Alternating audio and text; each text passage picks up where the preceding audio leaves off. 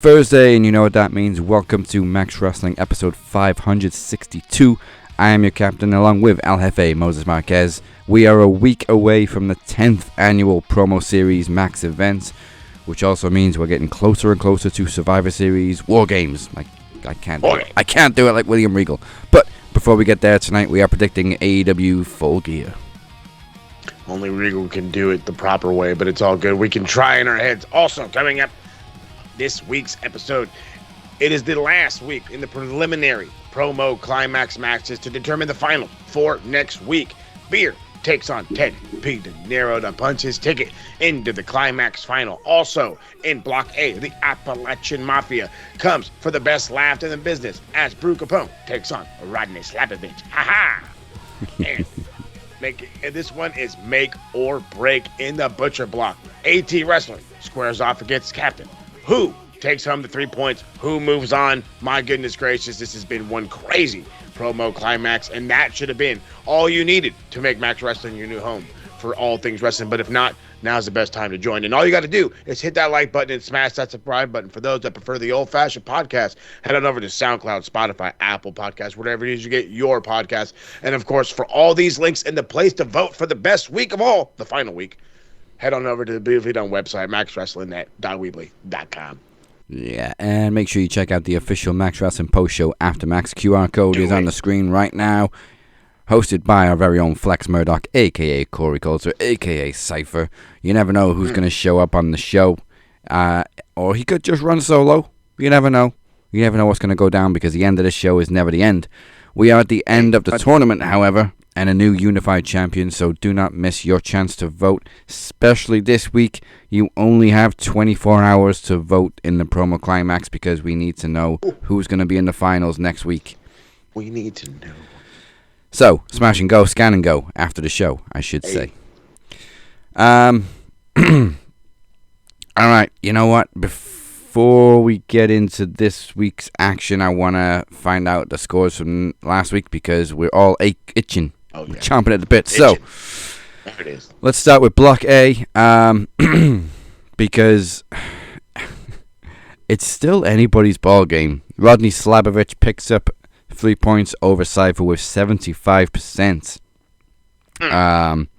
which prevents Cypher from joining the playoffs, which means Beer, Teddy P, and Phoenix remain on 7 points at the top of Block A. However, only Teddy P and Beer have a match left, and actually it's this week. So,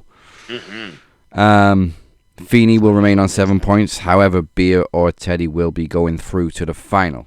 But we do know for certain who's won the Butcher Block. So let's start it off with me and Mo. We went head-to-head last week, and unfortunately, there was no break in the tie. It is 50-50. We both gain a point, which means we're on 8 points. However, with 75%, Robert Davis is officially uncatchable. He is at the top of the Butcher Block and will advance to the final to compete for the Unified Championship on 13 points.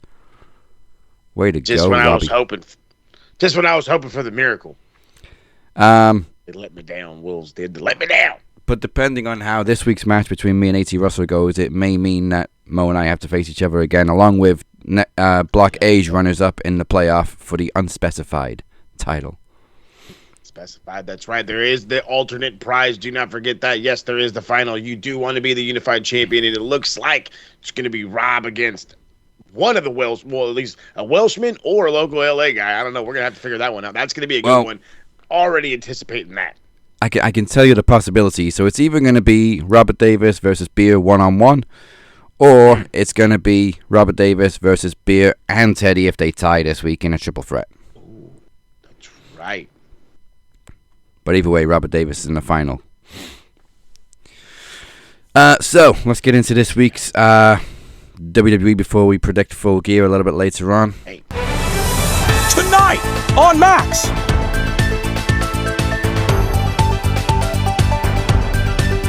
Raw was in MSG this week, and many are saying it was the best Raw of the year.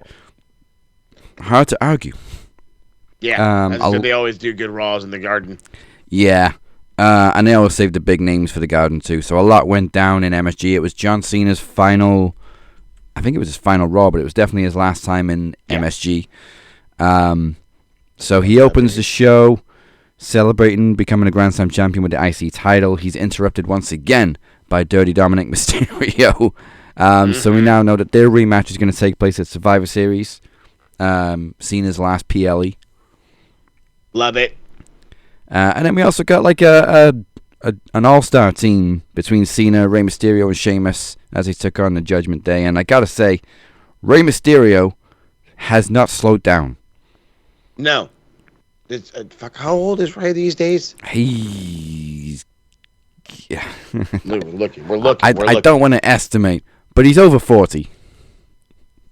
He's 50. He's 50. He's 50 years old, this cat. And he was spinning and flipping around that ring like he was still in his 20s. Post-leg surgery, too.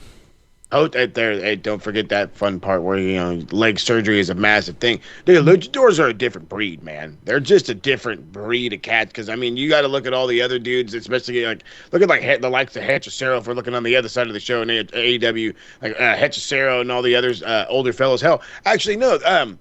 Well, no, they didn't have Dr. Wagner. They had the son of Dr. Wagner Jr., the grandson. So never mind. I was going to be like, well, look, they had Dr. Wagner. No.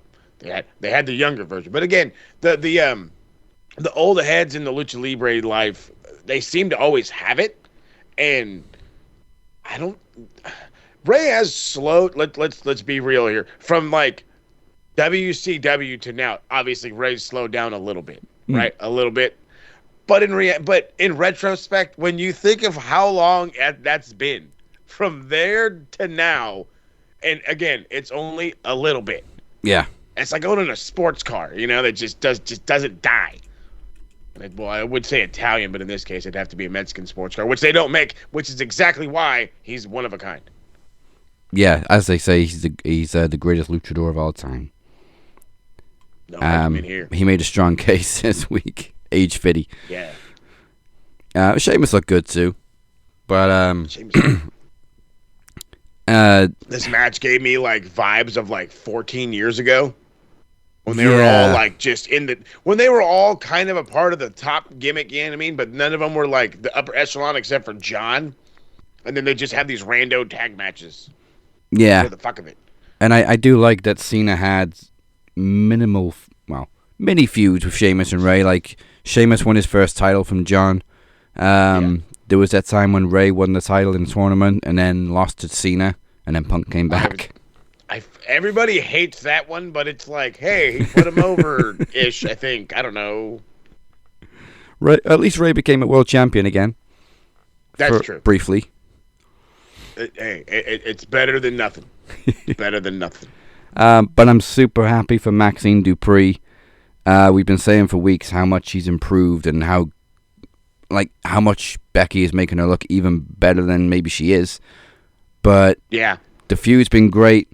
Maxine is now the Intercontinental Champion thanks to a little assist from the returning AJ Lee.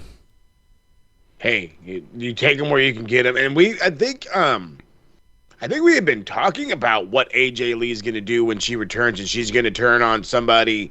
And hey, that's exactly kind of what happened, setting up the whole Becky thing, which is going to happen. I think it was inevitable. I want to say it was inevitable. It felt inevitable. I knew how we got there is a good way we got there. Maxine Dupree deserves this run. So hopefully it's a good one. God damn, she's the amount of love this lady has gotten from it because I don't want to say it like this, but I kind of have to. Carmella used to be I forgot who she was. I think she was a Laker girl or something like that. And so was Maxine Dupree. And so she's getting all these shout-outs from random basketball players, the Lakers themselves, the Laker girls, all these random celebrities, and I'm just God damn, her run was way bigger than I thought. And then I was oh wait, no, she was fucking, she was part of the Laker girls. But again, you get to and again, I just brought up 20 years ago, Rey Mysterio. 20 years ago, that's everything WWE, I have to use the word, sorry y'all, divas were. They were the cheerleader that didn't make it. But here we are doing the stuff. But now, again, elevate 20 years. Not only is she the good-looking, athletic, blonde, you go down the fun list, but she can wrestle. She can tell stories in the ring. Maybe not to the maximum level that we want or whatever. And yes, she was just a participant in a building of a feud, but this isn't ill-gotten. She's grown so much. God, I can still remember the stupid fashion stupid thing. The one that AEW picked up and kept exactly the same. Exact same. Just run with it, fam. Oh God. Thank God those days are over. Congratulations to her. I'm a little curious though. How are we gonna get like her and Becky like real quick, or are we just dropping Becky and just sending Maxine on her way? Because I'm kind of hoping for that. Just to simplify it, I don't want any idea of her losing the belt too quickly. Like I want this run to matter. Like look at what happened with Stephanie McCurr. Look at the building of stars. Look at where Jade is now. You know what I'm saying? Like these are delicate moves. They need to be handled accordingly. So if it's a possibility, absolutely 100% shoe Becky onto AJ and send Maxine, I guess, into the shark-infested waters. I have no other way of putting it. I like to think Becky's done with the IC title now. She didn't really need it in the first place. She's already achieved so much, but it was something that she hadn't won before, and she used it to create these stories and put some spotlight on some of the younger talent like Maxine Dupree and like Lyra Valkyria. So I think she's done what she set out to do, and now Maxine can go on and hopefully do some good stuff with the IC title. Yeah, that'd be nice. That would be nice. Make it happen, Captain. And we're probably going to get AJ and Becky at Survivor Series, but again, they're leaving it with very little time to book, unless they keep it for Saturday night's main event. But no, they can't. Casino wants that to be WWE versus NXT. Oh shit. Yeah, they're we've talked about it for 3 weeks, 2 weeks. I want to say at least 2 weeks for sure, maybe even 3 weeks straight. That they have taken forever. And now TK's not. I mean, he's not much better, but I mean, they have taken forever to book this show. And again, it's supposed to be a pretty big show. It's supposed to mean something. It's Sean's last PLE. It's this. It's this. It's this. It's this. You know. Why did it take so damn long? Why did it take so damn long? You knew the War Games matches. Cool, sweet, War Games. Now what else? Yeah. And plus, we're what, 9 days out? A week out? Yeah. No, 9 days. And we couldn't really book any world title matches because both of your world champions are in the War Games match. Which we get, because it's basically taking over Survivor Series. The actual Survivor Series matches, that is. But two big names were added to the men's War Games this week, being Brock Lesnar for the heels, Roman Reigns for the faces. Pretty sure, I don't think they crossed paths in the Rumble, so I'm pretty sure that was the first time Punk and Brock have crossed paths since 2013. Jesus. Which is a super underrated match at SummerSlam that doesn't get talked about enough. Yeah. The Beast versus the Best. That's normally when everybody was absolutely hating the crap out of Brock. They were hating the dude. So wait, do we got all five now? So we got Braun, Bronson, Brock, Braun, Bronson, Brock. Who else is on the heels team? The Triple B. Who else is on the men's team? There's another fucking B in there. I'm gonna lose my mind. Yeah, please just be the B team. Just be the B team. Braun. We got Bronson, Brock, Braun. Logan Paul and Drew McIntyre. And then it should have been Braun Strowman and God damn it, there's no other B. Big Show. Big Show. There you go. Fuck it. And then the babyface team is basically Punk, Cody, and the Bloodline. Hey. OG Bloodline. OG Bloodline. There you go. Get it right. But I think it was last week when Jimmy was declared, or maybe it was on SmackDown. But Jay didn't look best pleased that Jimmy had been added to the babyface team. Yeah. This weird turn is taken for fucking ever. Yeah, and it's almost too predictable because there always seems to be a heel turn in War Games. Yeah. Famously, Yeah. Dakota Kai. Yeah. I was just thinking, I was like, wait, so how many did WWE do? Dakota Kai was the first one on top. Yep. Also, the second time Punk and Roman have been on the same team. Hopefully, they get along a little bit better this time. Yeah. Have some better chemistry. Well, obviously, since the other guys are going to be mad at me fucking each other, like, you guys better be on fucking point. Yeah. Drew's got to be pissed, though, because this is the second time that Roman has teamed up with former foes. Mm-hmm. Last year, it was Punk as well. And what was Cody doing last year? Was Cody... Oh, was he injured? I think he was hurt. Again. Meanwhile, we're still missing 2 women on the babyface team for the women's team. Well, actually, Charlotte has been... Maybe I missed that part, but Charlotte has been re-added. Did I miss something? Re-added, I love it. Yeah, I don't think she made the save on Raw or anything. Why is Charlotte re-added according to Wiki? I know it's Wikipedia, but still. Goddamn Wikipedia. I mean, we're expecting her to make this dramatic U-turn anyway and rejoin the babyface team for the women. But we're still missing one for both teams as well anyway. Yeah. What the fuck? What are you doing? This is next Sunday is it next Sunday or next Saturday? Next Saturday, yeah.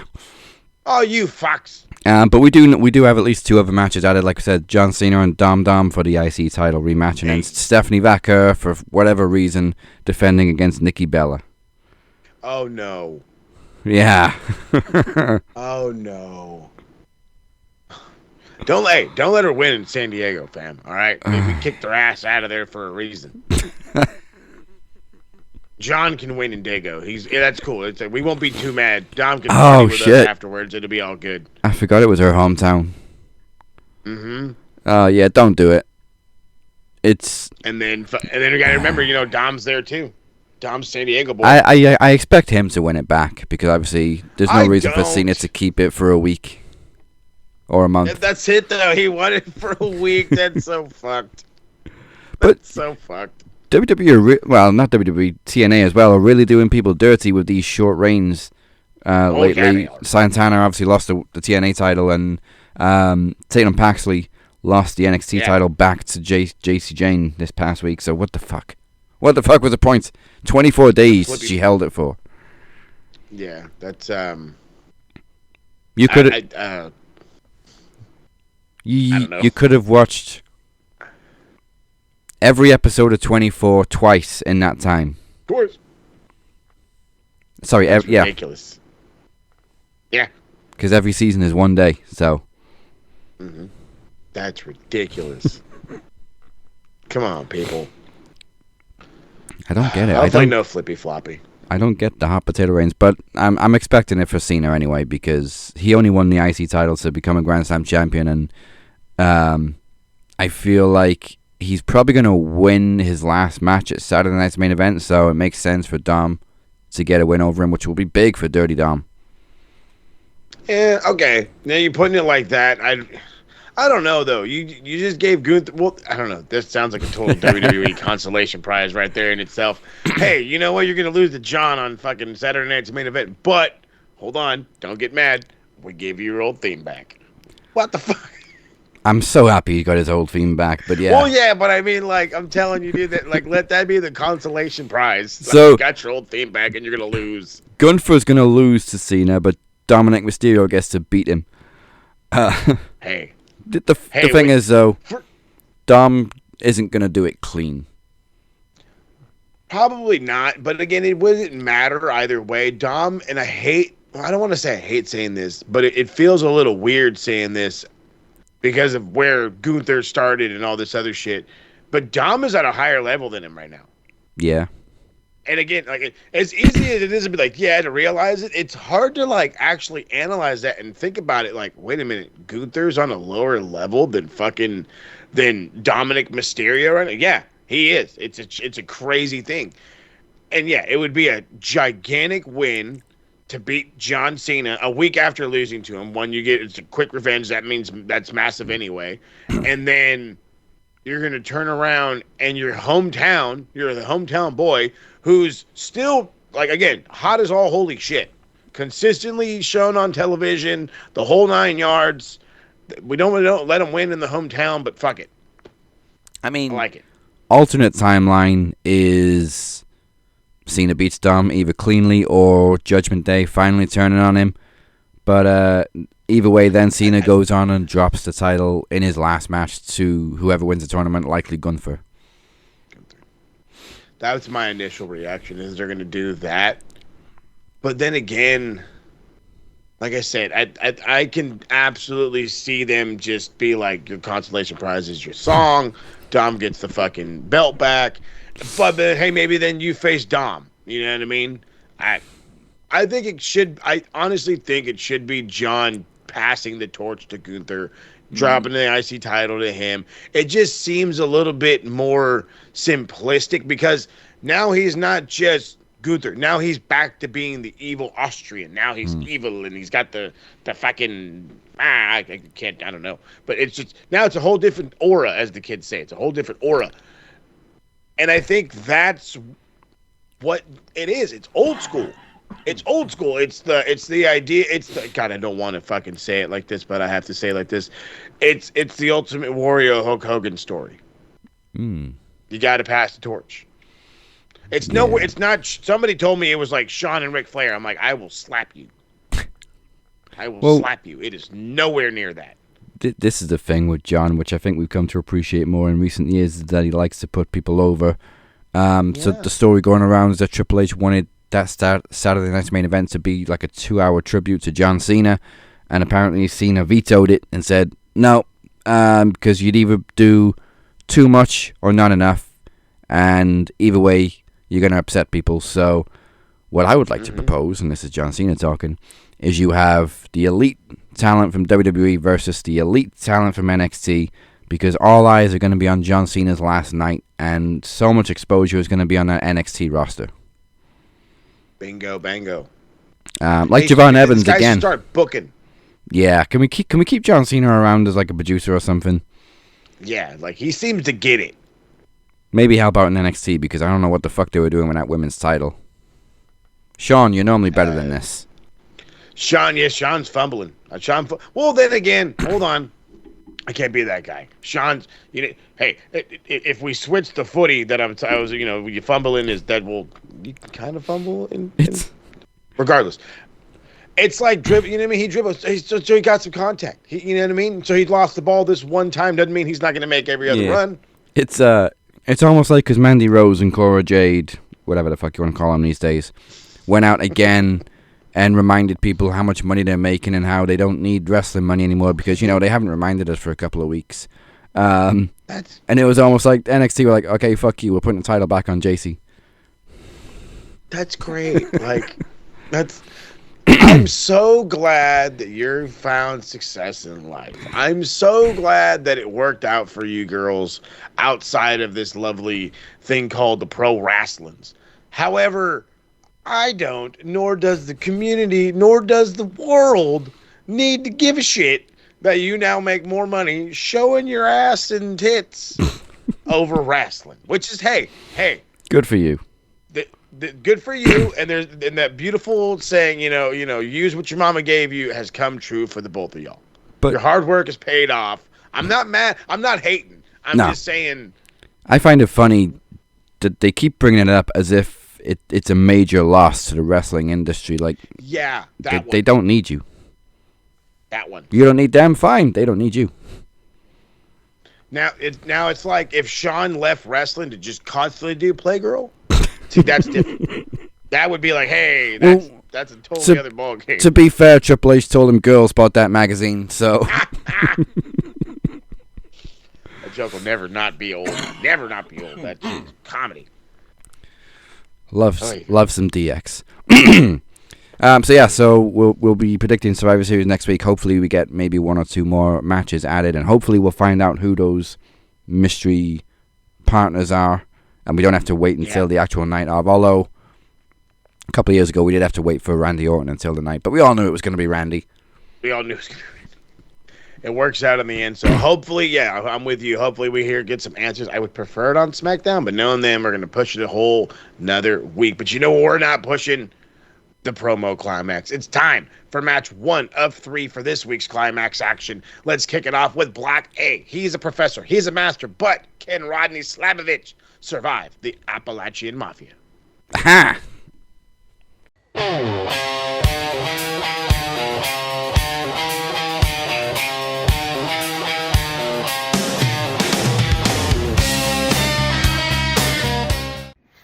Ha ha ha!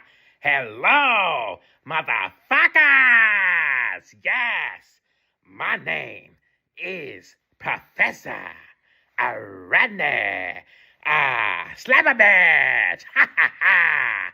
Because, educationally speaking, that's exactly what I'll do! Yeah! Ha ha ha! I can hear the pop in the background, baby. They love Rodney. They love me. And I'm sad to say that this is the last day of the semester. Ha ha ha ha!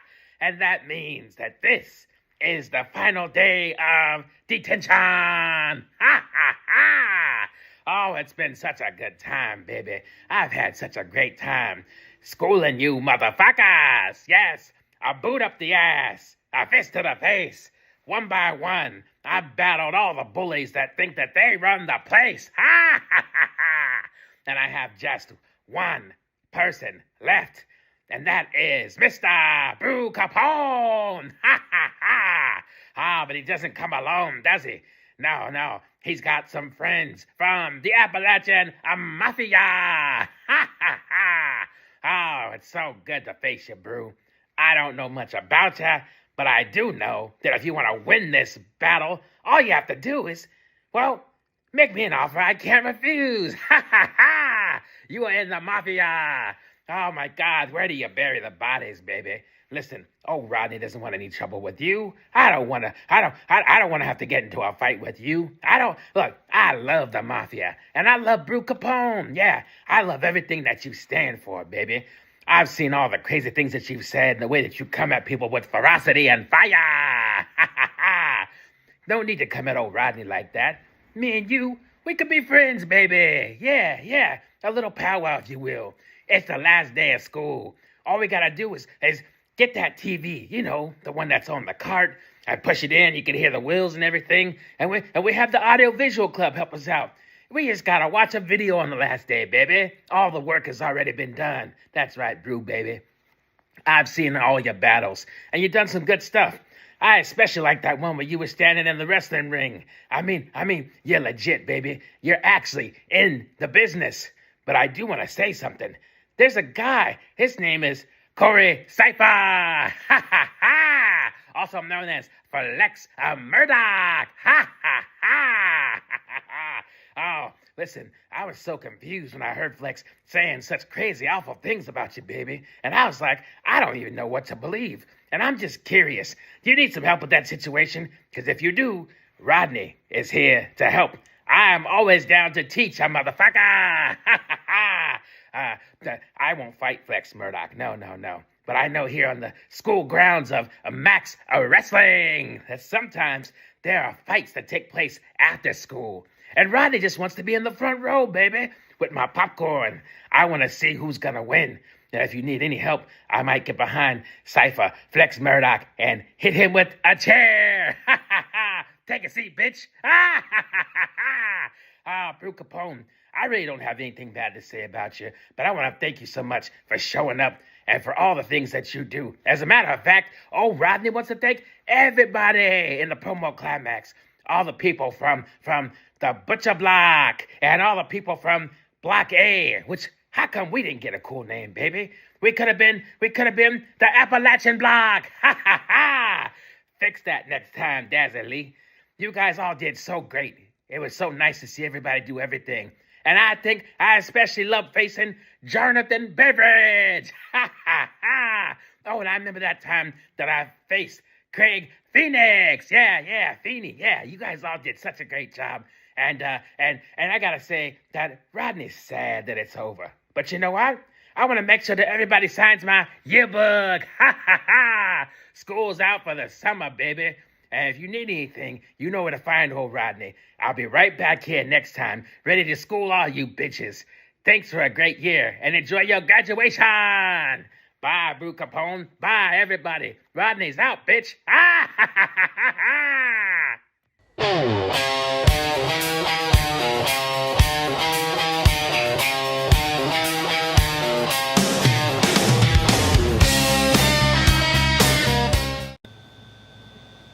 All right, so now that I'm out of jail, let me explain how I got there.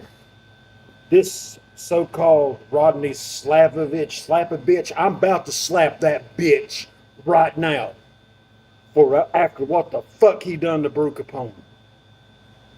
Yeah, he got his little buddy, Mr. AKA Man of 1,000 fucking names that can't even realize what his own true damn name is. Fucking Cypher Culture to fucking call me and say, hey, Brew, your opponent's been changed. It's now Robert Davis and not Rodney Slapabitch. Bitches, I'm about to slap both of you for that one.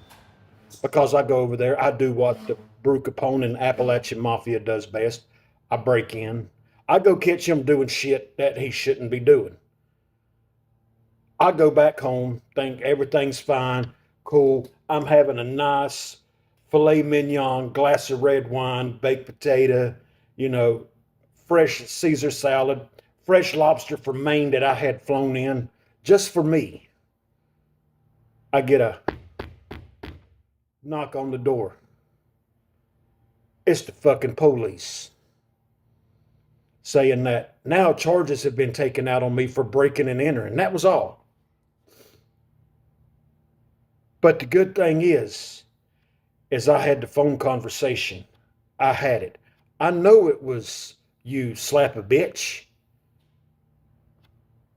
because I've got contacts too. I had my contacts go check who made that call to me or who made the call to Mr. AKA dude of clown names. Who cares? But all I got to tell you is, Rodney, or you little bitch, you done crossed the line. You crossed the line with Brew Capone. You crossed the line with the Appalachian Mafia. So if I was you, wherever it is that you live, Anal, California, Blue Ball, West Virginia, Moorhead, North Dakota, I don't give a shit where you live, but you better be looking over your back every time you walk down the street, because I'll be there. You're watching TV, I'll be there. You're taking a shower. Oh yeah, you can guarantee that I'll be there ready to cut you off. You catch my drift there, son. Like I said before, I don't know what it is with Max Wrestling, Rodney Slap-a-Bitch, freaking Beer, Cypher Culture, whatever the fuck his name is, what they got against Brew Capone and the Appalachian Mafia. But there better be an investigation by Max Pro, because if not, Brew Capone's going to handle it his way, and I'm going to go through Rodney Slap-a-Bitch, Mr. AKA, whoever else it is I have to. But Rodney, you should have called me like a man to begin with and says, man, I'm scared to face you. I'm scared to promo against you. Please don't end me. Please don't. That's all you had to do. But no, you had to go be the little bitch that you are and get me arrested so I couldn't do my promo. But guess what? I'm out in time to do my fucking promo, bitch. I'm here all day long. Fuck with me again and find out what happens. Because I'm not playing with your bitch ass anymore. Rising from the flames. Thursday on Max. Predictions, recaps, trivia, and groundbreaking promos, and the occasional rant. I'm going to say it again. Fucking Netflix. Fucking Netflix. You have known for months now that this Jake Paul, Mike Tyson fight was going to happen. You knew. You had more than enough time to get the infrastructure for your website ready to go. Join us on the Max Wrestling Podcast every Thursday. Exclusively on YouTube and audio on all podcast platforms. Go to maxwrestlingnet.weebly.com.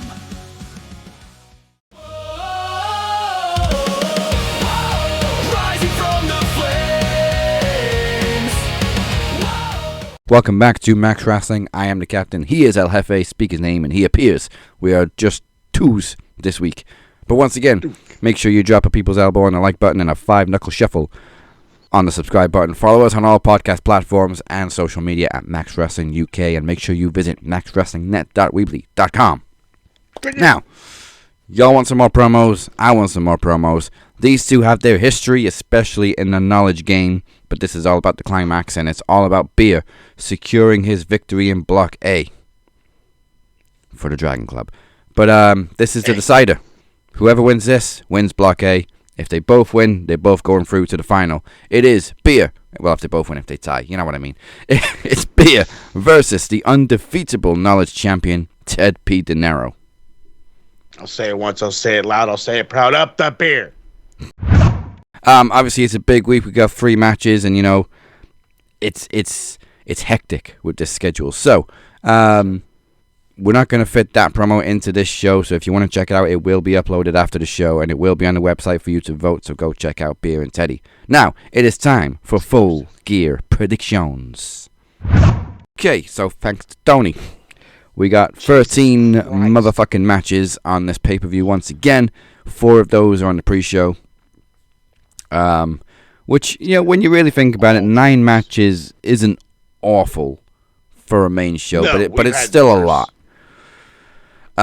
Especially when you consider how big these freaking matches are. Like, there's a couple of multi-team matches in there.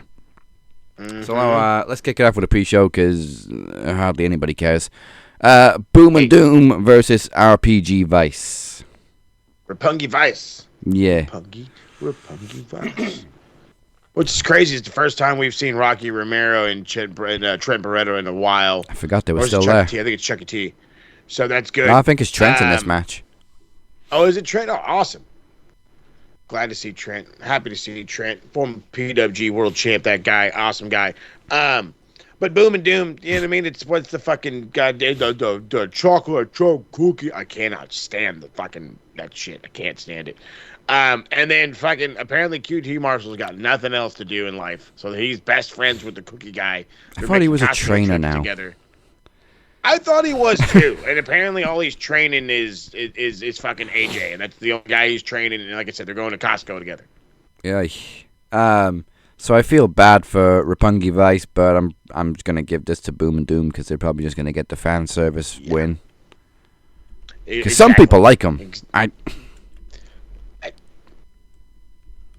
Hey, if it's getting over to somebody, then it's getting over. Yeah. I can't complain. I can't do it. Once upon a time, this was the most popular team in wrestling.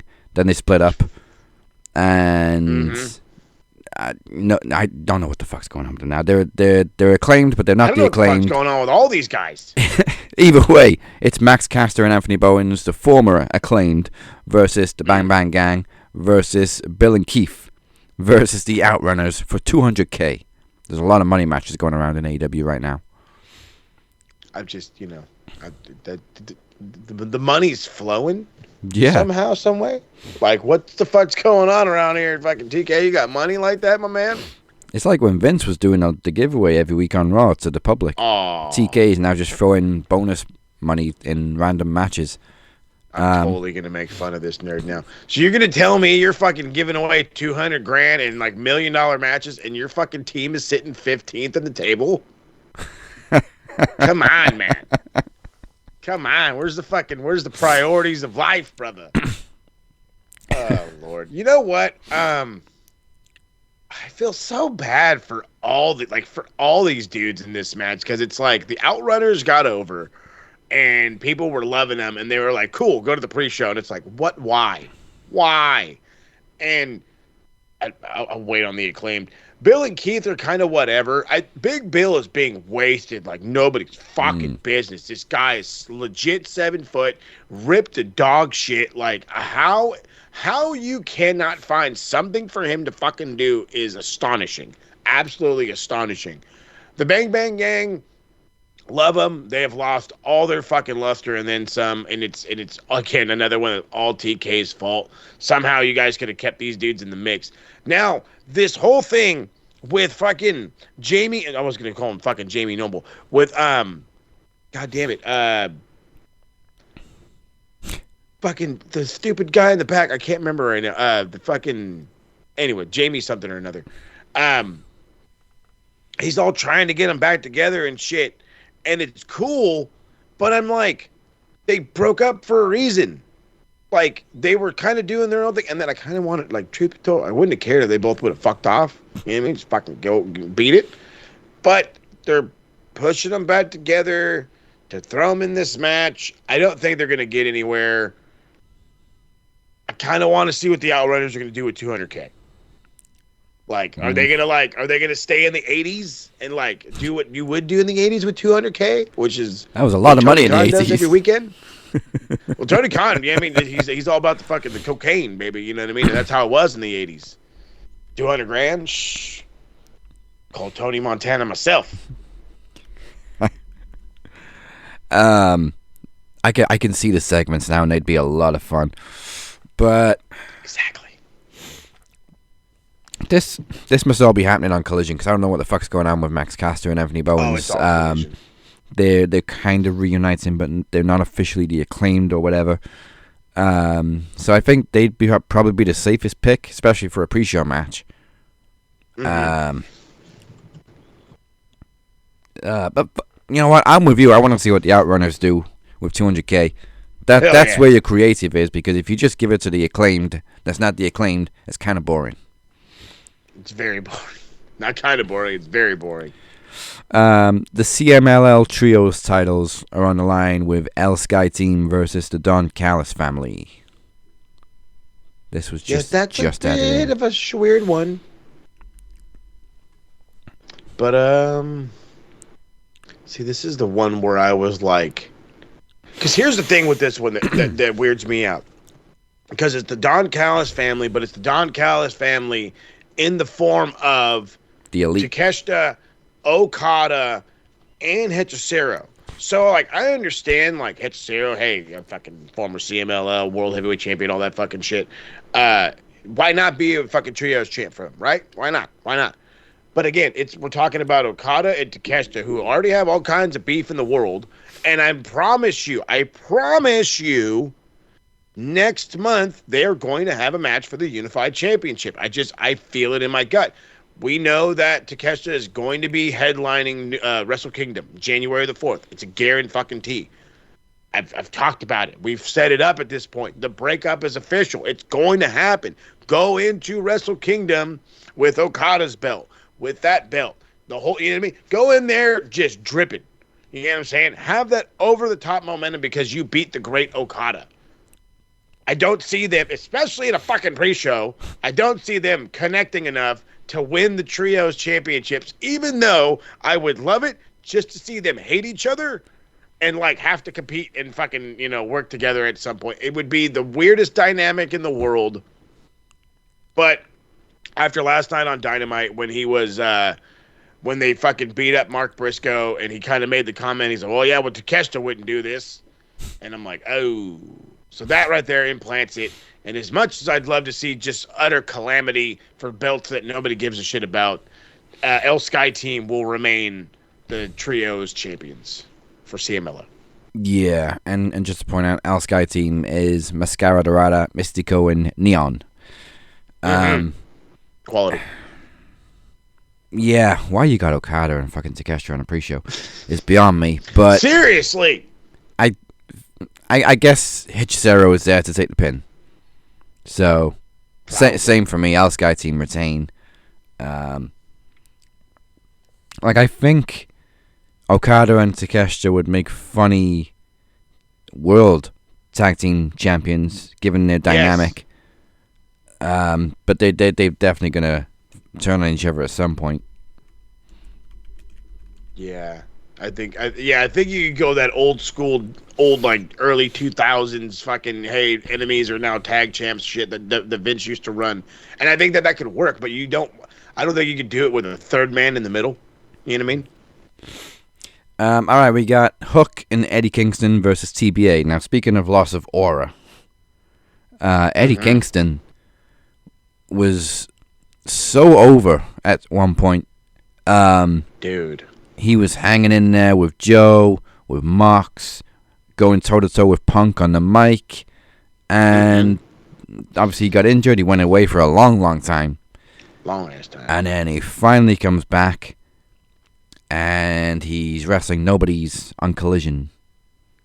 You stripped the man of all of his aura. And then some. I honestly don't. I think he also didn't do himself any favors because he was hurt, and then after he finally recovered, he went through some fucking mental struggles because you know what I mean. Like he wasn't sure. He had contemplating retirement. I swear to God, there was some point where the internet thought maybe he was dead, and he wasn't dead, obviously. So don't go that crazy. I think he'll get his momentum back. I think it's gonna take I honestly think it's going to take a feud with Moxley to get him back, or him teaming with Moxley to get it back. But for right now, that's fine. I mean, I'm not overly losing my shit that he's on the pre-show with Hook against rando-ass tag team, which again, when it comes down to the rando-ass tag team, I'm like, I have no idea who it could be.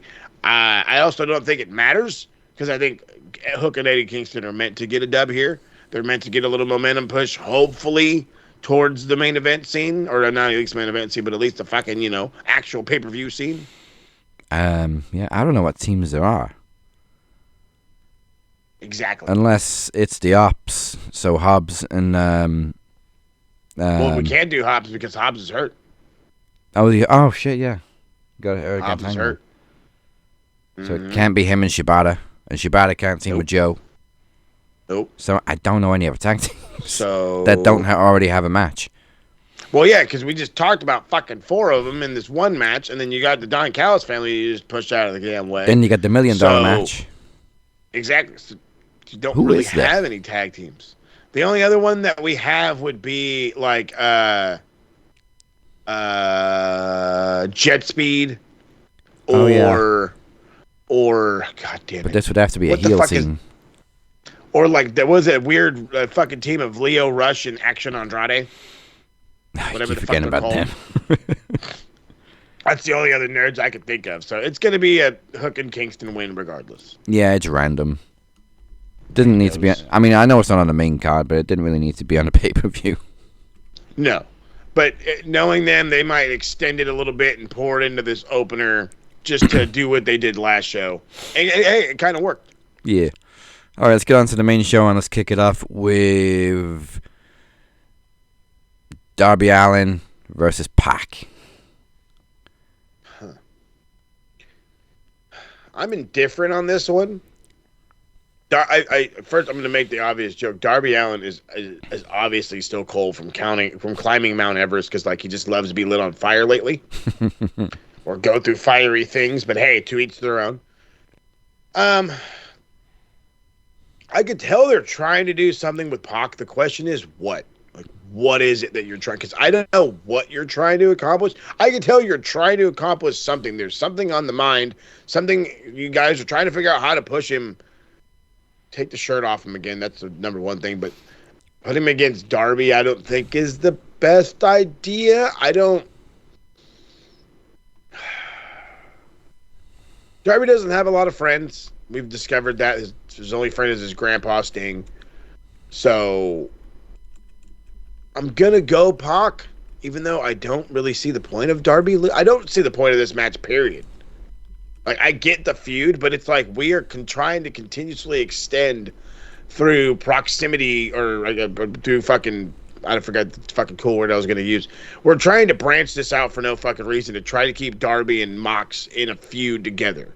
And the best way to do that is by having him go through all of his fucking henchmen again. Even though they just fucking did goddamn blood and guts. So I think that's the obvious one. I don't know when it's going to happen again, but I think it's going to happen again. So because of that, I'm going to go with Pac. Just because I think he's going to get some help from Claudio, if not Wheeler. Yeah, I do really wish they'd end or reach an end with this feud with Darby and the Death Riders. Yeah. But yeah, Pac probably does need a win. He's been back for, I wouldn't say a couple of months. Yeah. And hasn't really done much since. No, and it's all due to the foreshadowing of everything else that's going on around with the Death Riders, a consistent repeat or rinse and repeat type of shit. So I'm hoping this can help elevate. You know what I mean? Move on from it. Either fucking destroy the dog shit out of Darby and then fucking branch out or something. I don't. Yeah. Do something. All right, for the World Tag Team titles, it is Brodito defending against FTR. And I think it might finally be time to take the titles off Brodito. I hate when you say things like this because they make sense. And it's at the point where it's like the people like Brodito. I think Brodito is over. I think they could remain over after losing the belts. But it's time to get angry people, the bad guys in the title picture. The bad guys are the champions now. Who are the new good guys to save them? And we got to go through a tournament to find the new good guys or something to try to help build this tag team division. It's what it smells like. Smells like that's exactly what we're going to do. We're going to do some kind of fucking random rotating. Or, and are you ready for this one? Because this one seems more likely than the other. We're setting right back up for FTR versus the Bucks.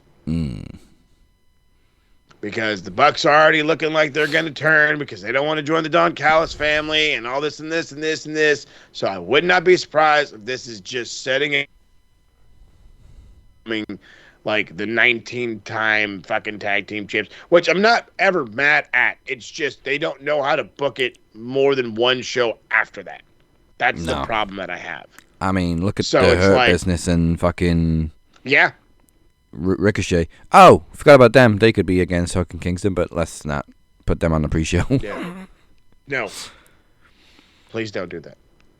I love Brodito too, and they've been great champions. It's been nice seeing their bond building, but FTR have been doing nothing for too long.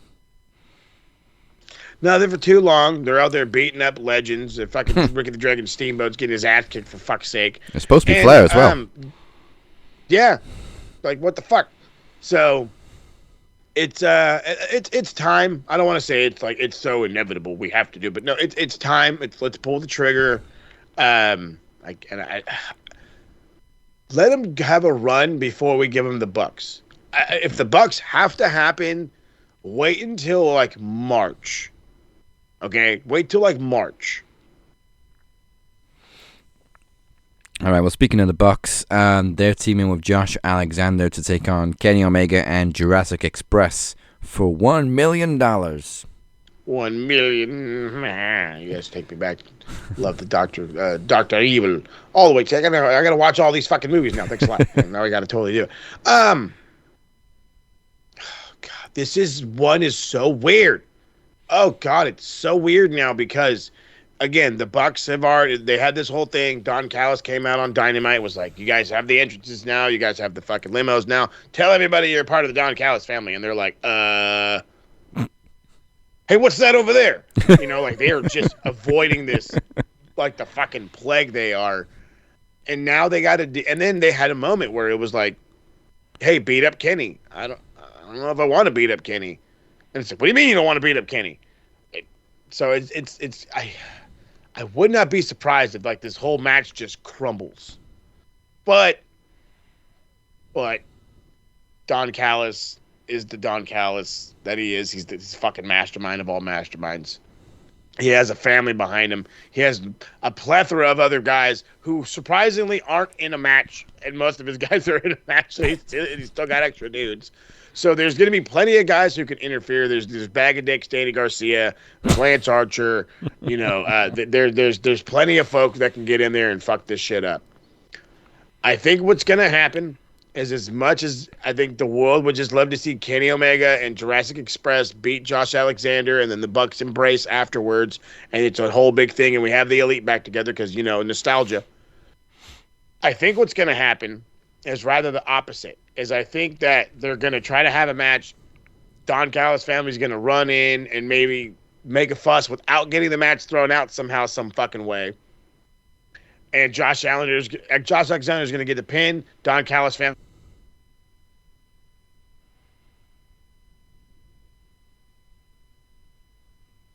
Which I think could actually play in a crazy, crazy cool way, because Okada's going to be in Tokyo for the Wrestle Kingdom. Takeshita's going to be in Tokyo for Wrestle Kingdom. Guess who already has dates booked in Tokyo for Wrestle Kingdom? Kenny By God Omega. So, and if Kenny's got dates in Tokyo, you can't tell me that the Bucks have not been fucking chomping at the bit to be a part of it. I can totally see a nice little AEW, hey, the money too, can't forget the brand. I can totally see AEW slithering their way into Wrestle Kingdom a little bit more than just Okada and Takeshita. I can see it, and I think it kind of starts with this and has to do with the Don Callis family moving forward. But that's January, and this is right now. So for right now, I'm gonna go Bucks and Alexander. Yeah, Bucks need the money. They're desperate for it. But looking at this match, it just occurred to me, if Josh Alexander was to turn babyface, how interested I'd be in seeing him team with Kenny Omega. That would, the fucking Canadian duo. These guys would be superb. Superb they would be. But yeah, same for me, Bucks and Josh. Josh. There was a bold prediction. I still don't trust Jack Perry, but I don't think he's going to turn anytime. No, I think he's just a cool tweener guy for right now, Ian. I mean, I think at some point he will eventually turn, or and this is what I would prefer, he somehow actually figures out how to make Luchasaurus an actual bad guy. Oh yeah, because that'd be a little better for me. Didn't really go. That was probably the weakest part of Christian's epic run as the Uber heel. The Uber bringing in Kill Switch, this masked monster. What the fuck? To be honest, we can probably skip the Casino Gauntlet because we don't know who's in it, and most of the roster already has a freaking match anyway. This is true. Like, literally, there's nobody announced. Well, actually, no, there's a couple of names announced. Bobby Lashley, Shelton Benjamin, Ricochet, Kevin Knight, and Mike Bailey. I think it so far. Bobby Lashley would probably be the safest choice out of those. I think it's going to be one of the two guys from the Hurt Syndicate, because it's they're really pushing this. They're really pushing them. And unless the only other guy I can think of is like Ricochet. But I swear to God, my biggest issue with Ricochet right now is he is more of a fanboy than he is a wrestler. Because the first fucking thing he does, all right, fly, Eagles fly, baby, yeah, and then does a fucking promo. And I'm like, dude, that's if like every time I came on this show, I talked about how fucking great of a coach Thomas Frank was.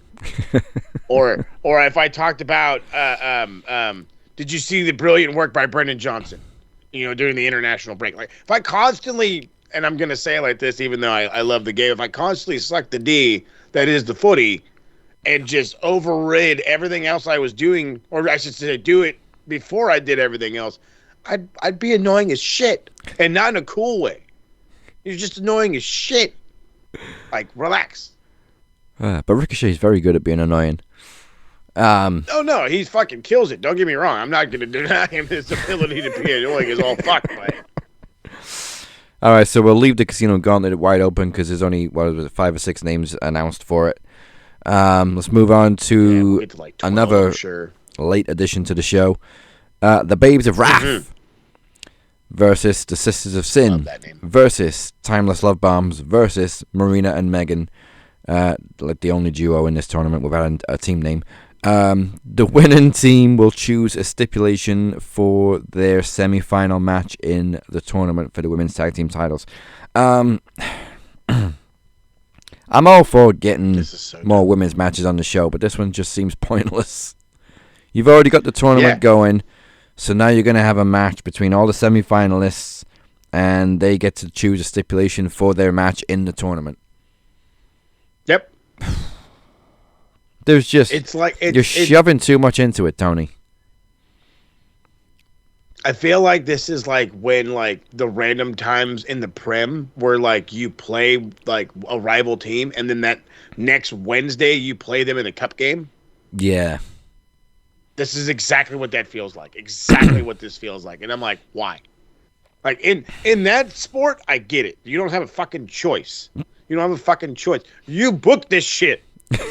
Why? Why are we making a 4-way women's tag to earn a stipulation to then still have 2 more matches? The fuck? What the fuck? It's honestly, cocaine is a hell of a drug. In place of this one match, I know we're adding another match to the card, but in place of this match, you could have just had the 2 semifinals. Yeah. Yeah. 100%. And then you could have the finals on a Dynamite and praise the Dynamite. There you go. Hey, we just helped make you money. But Simplicity's a bitch. as far as Not this match goes, I'm probably going to give it to Marina and Megan. I don't know if they're my pick to win the whole tournament, because we were singing Marina's praises last week after Blood and Guts. But yeah, we were. I definitely see them winning this match, and as maybe the Babes of Wrath winning this tournament. That's who I'm.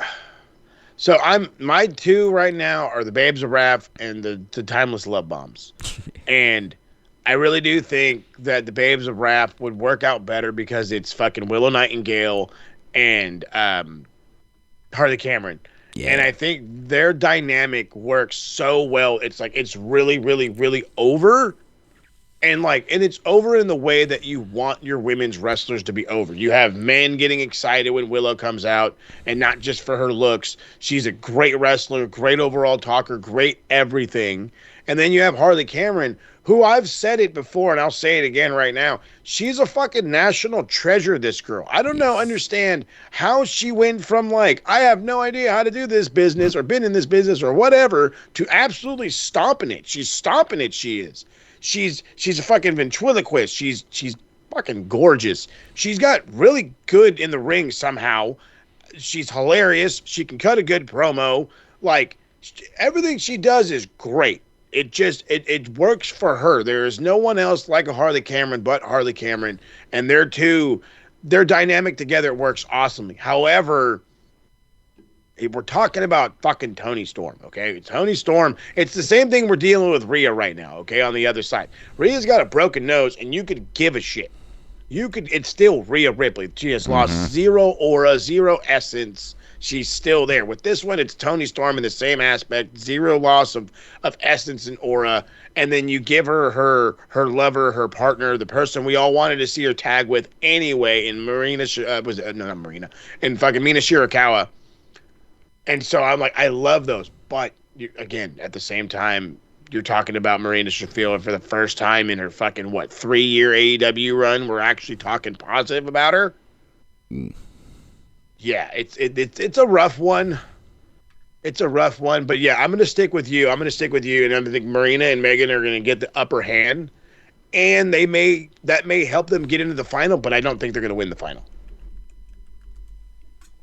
No. And the semi-finals will be Sisters of Sin versus Babes of Wrath, and then Timeless Love Bombs versus Megan and Marina.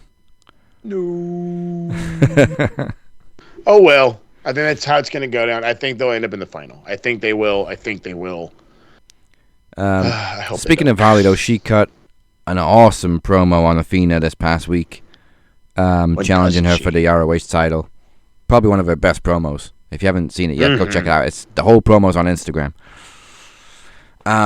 So Marina and Megan to win this match. But the reason it's also a stupid match is because the winning team gets to pick a stipulation for their semi-final match. What about the other semi-final match? Do they get a stipulation, or does nobody get to pick, or what? Nope. So winner gets it. Wait a minute. Is it their match or both matches? The winning team chooses a stipulation for their semi-final match. So, yeah, what about the other match? Fuck them. Fuck them all. It's basically what he's saying. Is fuck them. Well, there's a stipulation in this next match. Again, another late addition. Jon Moxley versus Kyle O'Reilly. No holds barred. Now, normally that would ring some alarm bells against Jon Moxley, but the guy's been tapping out more than a ballet dancer lately. Hey. So, I mean, he's probably still going to win, but... Staple guns, barbed wire, glass, thumbtacks. Fish tanks. Fish tanks. You fucking name it, and Jon Moxley can endure it. A sharpshooter, a crossface, an ankle lock, and he's a fucking baby. He's a baby. And I kind of love it, and I kind of find it fucking just ironic as all holy shit. A guy who is a high level, I want to say he's at least a brown belt. He's got to at least be a brown belt in jiu-jitsu at this point, if not a fucking black at this point. But with the amount of submission background and grappling background he has, the panic that he gets on his face when he gets locked into a submission that's like actually cinched in is goddamn hilarious. Because he freaks the fuck out. Freaks the ever-loving fuck out. And I cannot put it past him. I love it. However, we are giving Jon Moxley, the deathmatch guy, an opportunity to go no holds barred against a guy who can go toe-to-toe with the best of them, who's had some killer matches in his day, especially in the hardcore variety, but he is no deathmatch wrestler like Jon Moxley. And at the same time, as much as he does have the brothers and the rest of Paragon and some of the conglomeration behind him, I think John's got too many numbers himself. So, only because they have to somehow try to keep him relevant, Jon Moxley's going to win. And if he loses again, well, hold the phone. Because the kicking him out is inevitable. Kicking him out of his own Moxley murder crew is fucking inevitable at this point. It has to be. Or at least it seems that way. So I'm going to keep going. I'm going to go down that route, and I'm going to say Kyle O'Reilly wins. Fuck it. I'm going to say Kyle O'Reilly wins. This is going to be the slippery slope where Jon Moxley starts falling down. Claudio then pulls him aside and says, "You're not the leader no more," and he kicks him out. Well, I also had a look, and apparently he's still a white belt in jiu-jitsu. Oh, that's unfortunate. No wonder you're fucking tapping out left and right. But I'm going to stick with the original and say he probably wins this one because he's been looking super weak lately. So he could do with a win, and he's probably just going to dog walk Kyle, which brings out Darby. Brings out Darby and the man known as the Chicken, Mark Briscoe, because Mark Briscoe's the man. Kung Fu Chicken. I didn't want to do this one, but unfortunately we have to. Chris Statlander defending the Women's World Championship against 14 belt Monet Mid-Series. Oh, God, is it that many? Yeah, well, it was 13, and then they had, because she was interim oh, that's right, she ROH did win TV champ, and then she beat collision. Red Velvet. I'm going to be really hopeful and say she still can't win the big one and Chris wins, because Chris Statlander has been an exceptional women's champion in this short first reign. Just embarrassing and intimidating Mercedes every chance she gets. So I like to think they're going to keep on pushing, and I still like to believe that she's going to lose all of her other belts before she wins the big one. So I'm going to hold out as much hope as I possibly can for Chris Statlander. I hope this branch can hold us both, big dog, because I'm out there with you. I don't. And again, let me. I gotta clarify. I hate that I gotta clarify, but I need to clarify. You know what I mean? The views are growing, and I don't want everyone to think that we're entirely biased. Yes, we're a little biased. I'm not gonna lie to you. We are not exactly loving the Mercedes, the mid-Sadies, if we will, run right now. But in retrospect, we understand it. However, there's got to be something. Maybe she just can't win the big one. Maybe Athena shows up. Maybe somebody. There's got to fucking be somebody else out there. There has to be. Unless Toni Storm or somebody from the fucking multi-women's match can get involved. I don't really see anybody else ruining this. However, Statlander needs quality time with this title. She's earned it. It's deserved. The people want it. And I'm with you. There's no reason. There's no fucking on earth good godly reason for her to win this world championship while having more belts than she can fucking hold in companies that more than nobody can fucking pronounce or fucking name even. So I'm not a gambling man, and even if I was, I wouldn't bet my house on it. So maybe a $5 bet, and so I wouldn't be too mad if I lost. But give me Statlander too, because I got to roll in this boat with you, man. Like I said, we're on the branch together. It's just we know it's inevitable. I think we need to let that be known. We know it's inevitable, but you if you can push fucking Hangman and Joe one more pay-per-view, do it too. Do it for this one. I don't care how. I do kind of care how. Just figure out how to push it without being stupid. It would be really unfair for her to win the title and then go straight into a feud with Mercedes if she was going to drop it to her, because she has had a good run so far, and I think she deserves to go longer. But also, the other thing I keep hanging on to is that Mercedes beat Chris at the same pay-per-view last year for the TBS title, so turnabout's fair play, right? Hey, attaboy. Words out of my mouth, you did. Everybody's laughing now because they're all voting Mercedes. But okay, hey, we're holding out hope. We got 2 matches left. Kyle Fletcher defending the TNT title against Kung Fu Chicken Mark Briscoe. Yes! In a no DQ match, but if Briscoe loses, he joins the ever-growing Don Callis family. Jesus Christ, at the NWO at this fucking point. I didn't know where's the murder crew or these fucking guys, but these guys are actually hoarding dudes, unlike fucking like the Death Riders. I think this has the writing on the wall. We talked about it. I talked about it. We ranted and raved about it. The TSK did, about how it looked like it was Mark Briscoe. Mark Briscoe's time was now. He was going to do it. He was going to beat Kyle Fletcher. Oh, my God. Everybody freak out. And he didn't. And he didn't, only due to chicanery, which was absolutely necessary. And now it's no DQ. And if you want to be that guy, there's not. I mean, yes, there could always be the numbers in the Don Callis family to help out. There's always, again, I bring up Mike's favorite guy ever, the bag of dicks, Danny G. But it's no DQ. It's Mark Briscoe. I don't see him in the Don Callis family. I think Kyle finally loses it.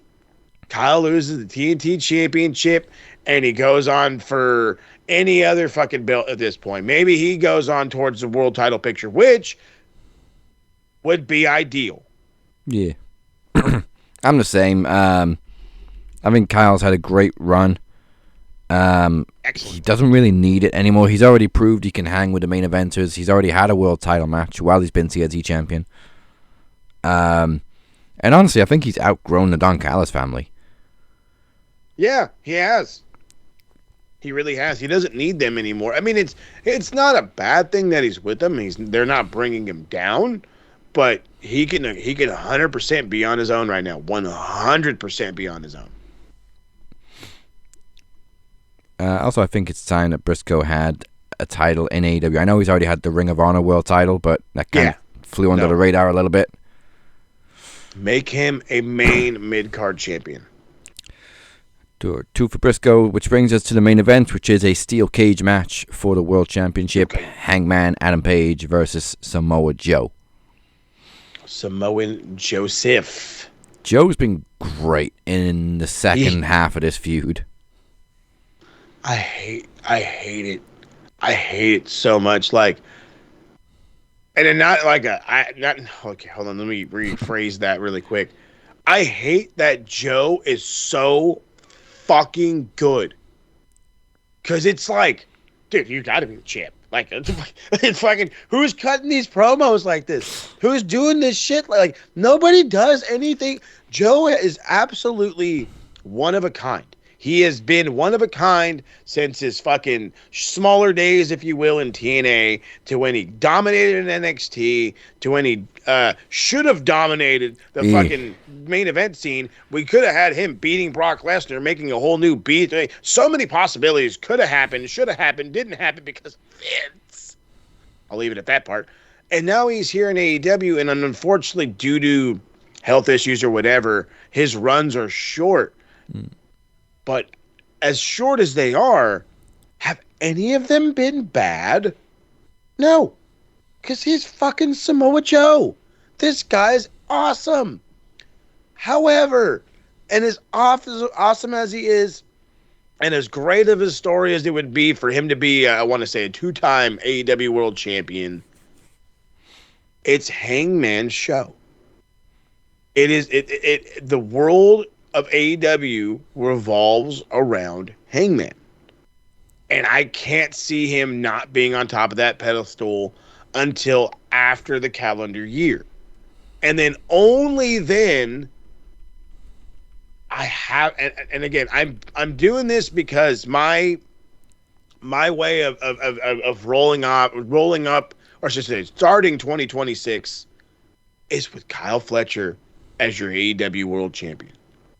Because I don't see anybody else who's going to be in that echelon other than a fucking Kenny. But Kenny's got his own fun, dumb shit to worry about. And the world title picture isn't being hindered because he's not in it. I guess the tag team division is being hindered because the Bucks aren't in it, but that's a different fucking scenario. This one is being ran by Hangman. And every feud he's had has worked. Yeah, we could get an MJF back, sure. Kyle Fletcher's in a perfect spot. Why not? Fucking, who else can we fucking throw into the fucking mix one time? Darby Allin. If Darby Allin got nothing to do, fucking throw him into the mix. Eddie Kingston, for fuck's sake, throw him in the, like, there's going to be a plethora of dudes who could be thrown into this world title mix after this. So I think it has to be Hangman. It should be Hangman. And then, like I said, give him, I don't want to say an easy opponent, but give him a whatever opponent for World's End. And then January is the turn of the year, baby. The turn of an era. He will lose to Kyle Fletcher, and the world will go bananas. Don Callis will rule the world. I'm definitely going to Hangman too, even though a cage match does take out one thing. You can't do a buckshot. Can't do a buckshot. And I meant to bring this up in Blood and Guts last week. I still hate the fact that they haven't fixed the cage doorway because it's still got that stupid overstep on the door. Just fucking die. Like, why is it there? Why is there an overstep? Just cut it. Like, dude, you're gonna tell me y'all don't have a fucking a goddamn cutting blade? You can't just cut that shit and smooth it out one time? A sanding disc even? Come on. If this was WWE, I'd kind of get it because it eliminates the possibility of crawling out of the cage. But in AEW, you can't win a cage match by escape. It's pin or submission only. So again, I ask, Why is there an overstep in the doorway of AEW's cages? Because somebody's going to trip over that fucking thing. I think they have. I think it has. Somebody has already. I know they have. But I definitely see Hangman retaining. However, I am definitely predicting an MJF return after the bell. I could see it. Because doesn't he still have the chip? Because they changed the stipulation though that he didn't have to use it when he wrestled Hangman. So I think he's still got it. There you go. There you go. Maybe he can I like use the that. devil mask too and restore some credibility to it after the car wreck of the Adam Cole feud.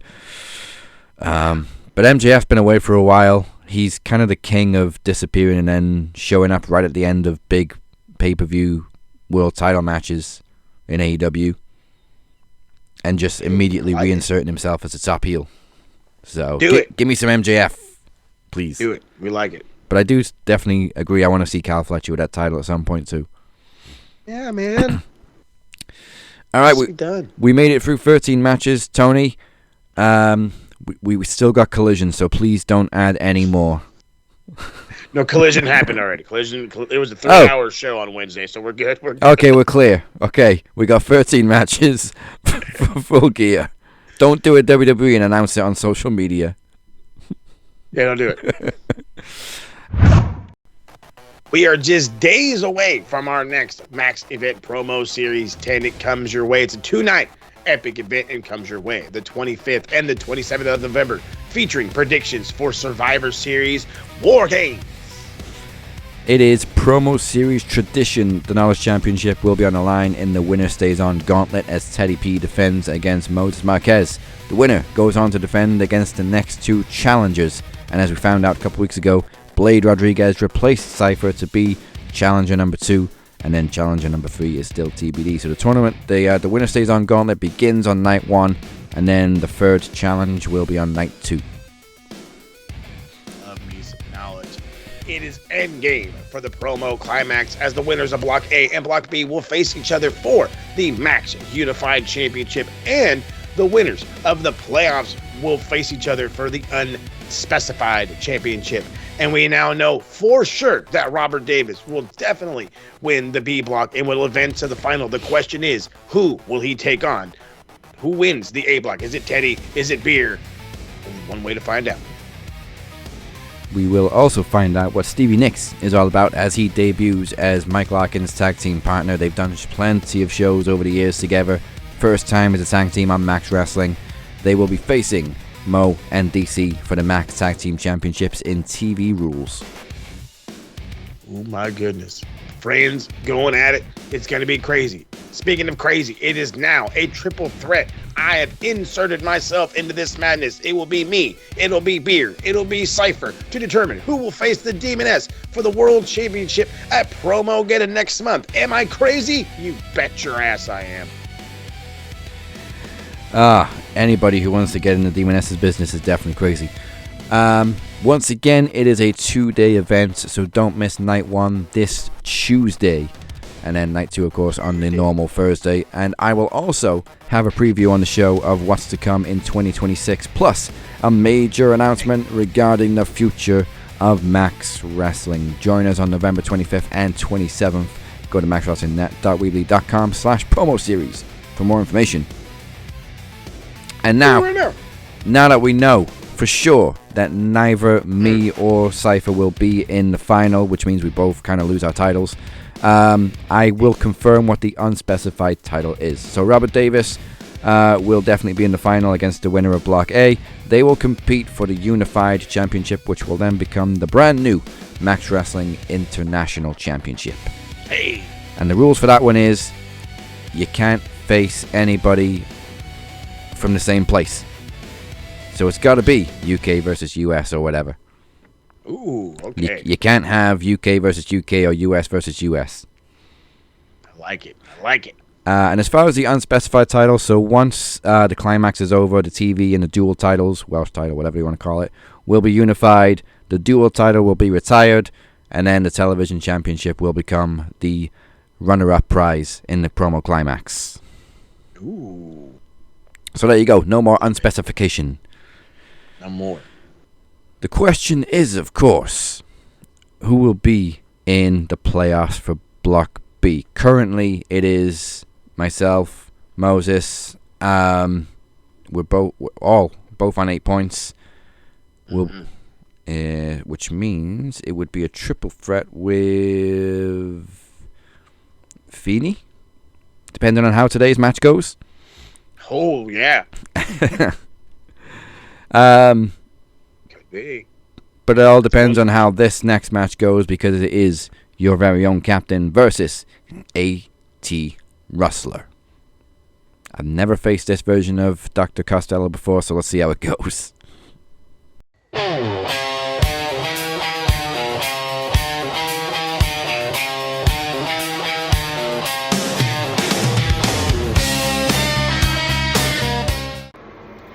Well, let me tell you something, El Jefe. El Jefe? You're supposed to be facing the Captain Dazzy Lee. Yeah, I know who I'm facing, bitch. But this message isn't for Dazzy Lee, the Captain. By the way, big respect to you, brother. You've always been too sweet.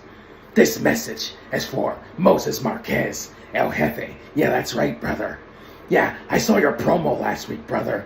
And you were wishing on a star, weren't you, brother? You were eating your vitamins specifically so you could say your prayers, brother. You were praying on the downfall of my brother, one of my best friends, one of the amazing members of the CW. Oh, that's right, Robert Davis, brother, the stat man. You hoped, you wished, you prayed that just maybe Robert Davis might lose his match. Might lose his match. And why is that, brother? Because you want to stay in the promo climax. You want a chance to stay at the top, brother. You want a chance to win the butcher block, don't you, brother?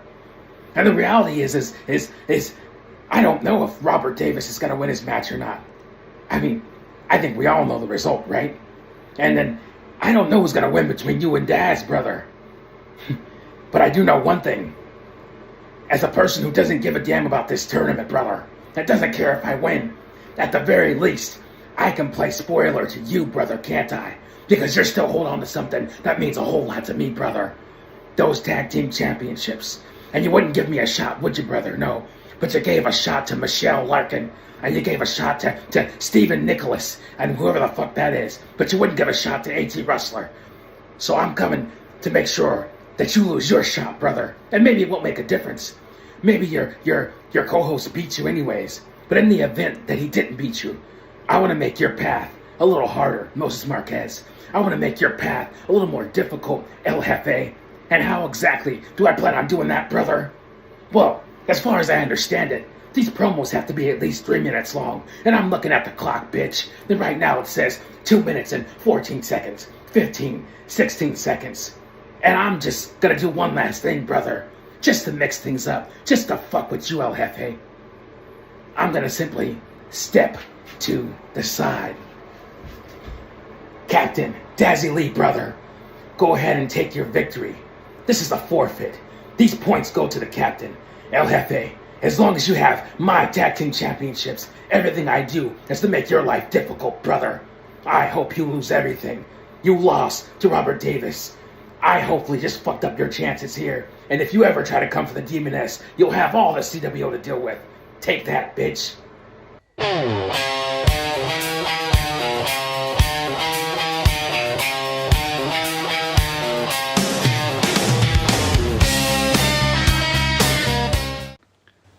Ladies and gentlemen, joining me now is one of the top contenders in the Butcher Block. He is Cold Stone Austin Stevens.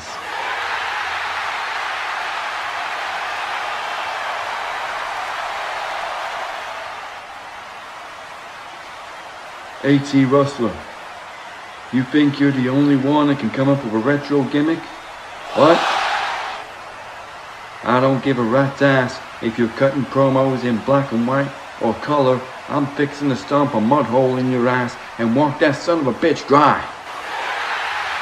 You sit there with your stupid headband, your stupid jacket, your stupid sunglasses indoors. What? Why are you wearing sunglasses indoors? Are you Ray Charles? What? Are you Stevie Wonder?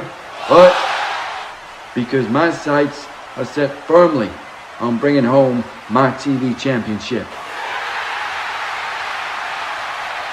And if you're in my way, I'ma throw your ass out of the climax, have myself a monument erected in your image with a plaque that reads, dedicated to A.T. Rustler who got his ass whooped.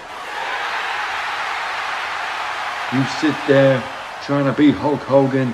What? The only guy that ever tried to beat Hulk Hogan was the guy that fucked his wife. And a guy that goes after another man's wife is a sorry piece of shit, and that's all I got to say about that. So AT, PT, BT, whatever the hell your name is, let me tell you something, bitch. What I would like for you to do is take those stupid sunglasses off, look at me with your beady little eyes, bow down to me, and say I quit. Because if you don't, here's what I'm gonna do. I'm gonna put your little head right there, turn it so slightly, wham drop you, Cold Stone Stunner. Then, I'm gonna walk out of promo series as TV champion, and I'm gonna celebrate with 1 beer, 2 beers, 3 beers, 4 beers, 5 beers, 6 beers, a shot of tequila, a shot of whiskey, 7 Jager bombs, 7 beers, 8 beers, and then I'm gonna call into work, and I'm gonna say, I'm not coming in, cause I'm Mr. TV. And that's the final word, cause Cold Stone said so. Now hit my damn music. What?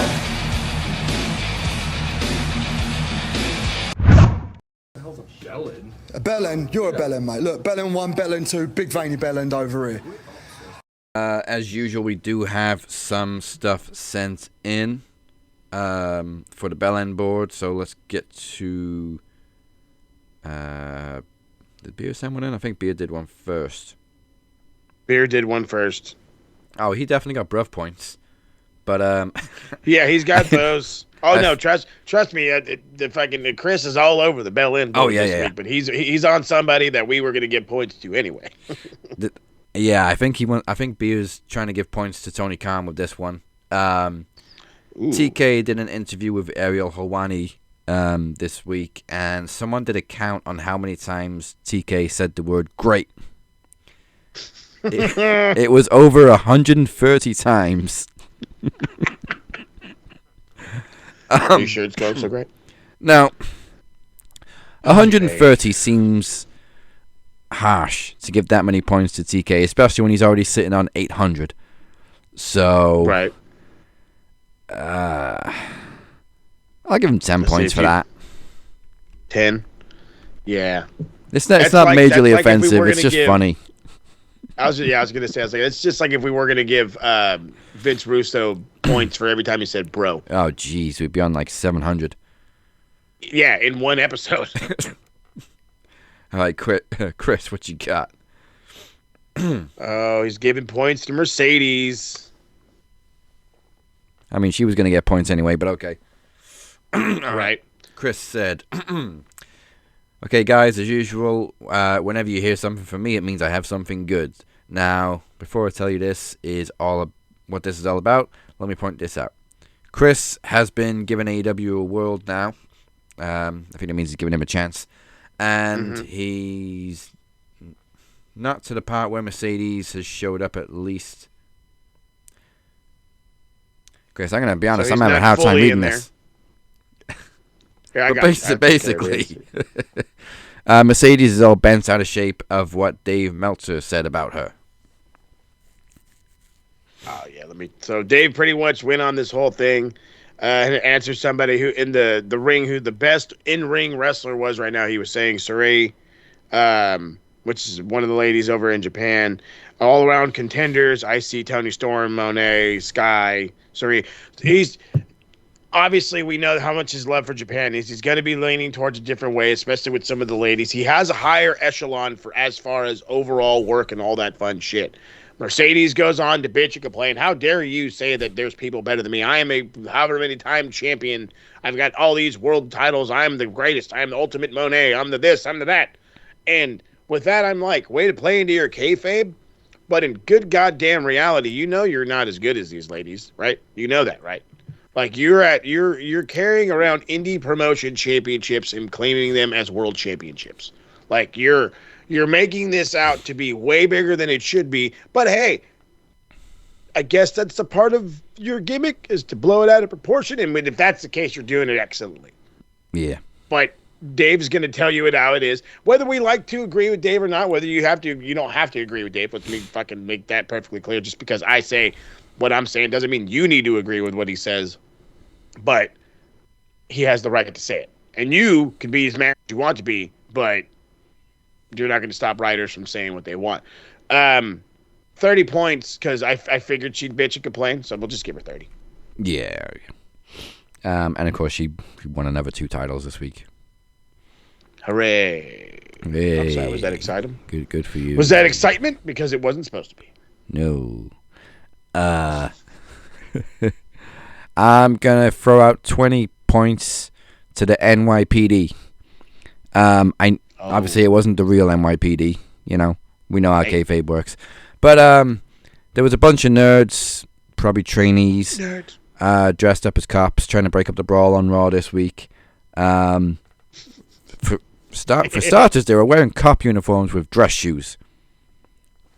Smart. Yeah.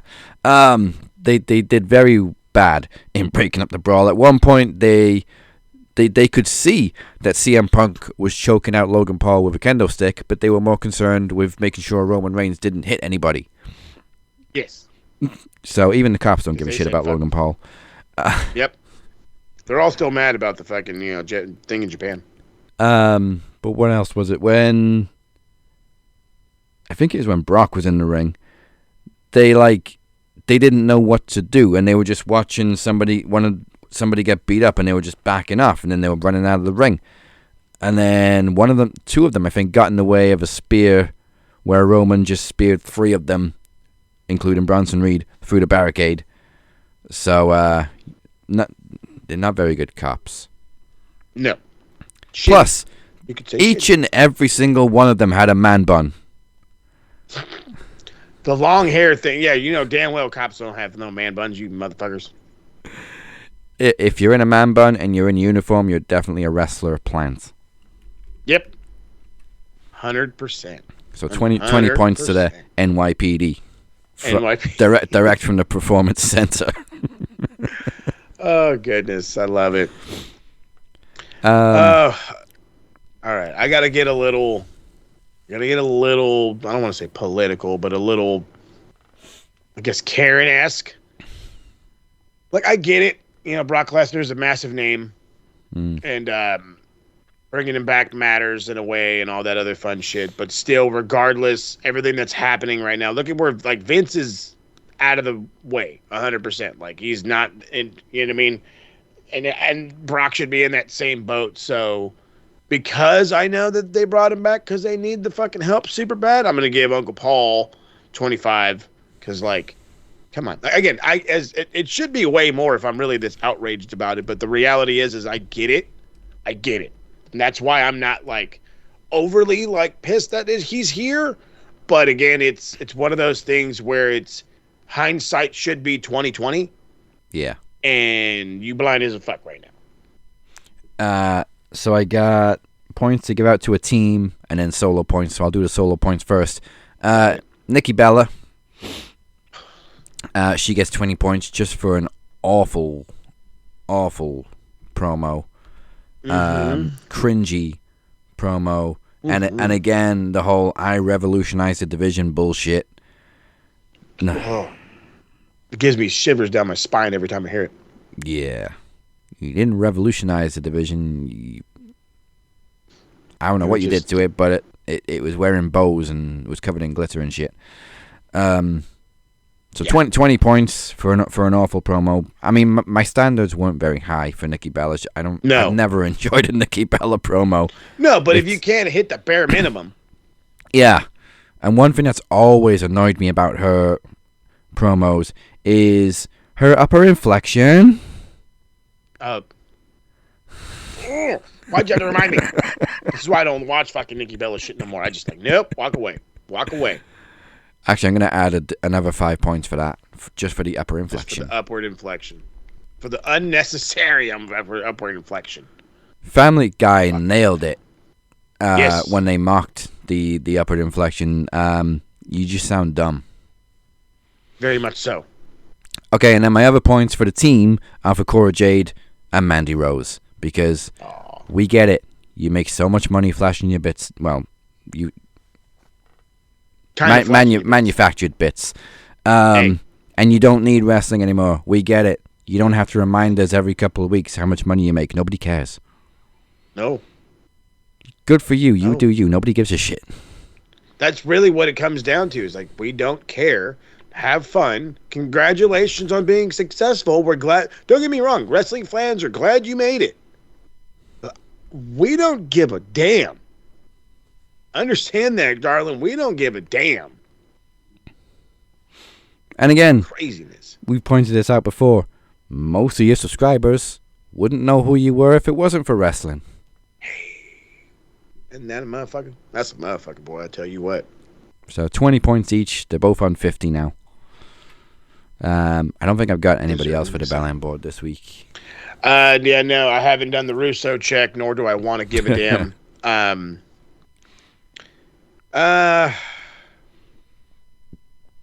No, I don't want to do it today. I don't want to do a fucking political rant today. I really want to right now, but I'm gonna sustain myself, and we'll leave it at that. Wait You a guys minute. deserve your points. I'll do a final 10 points to the IWC. There we go. Because the trailer just dropped for a live action / CGI remake of Moana, and then a bunch of people were like, "Oh, this is the movie that killed WrestleMania."